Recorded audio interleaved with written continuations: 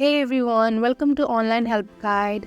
Today in this video, I'm going to show you how to install Meetup application on Android. So without any further ado, let's get started. First of all, open your Google Play Store. Then tap on the search bar on the top left corner of your screen. Type Meetup. Tap on the search icon on the bottom right corner of your screen. Once you find the app, tap on Install button.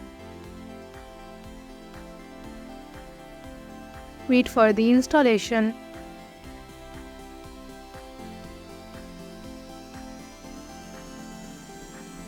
Once the installation is completed, simply tap on Open. Now you can either sign up or log in. That is how you can easily install Meetup application on Android.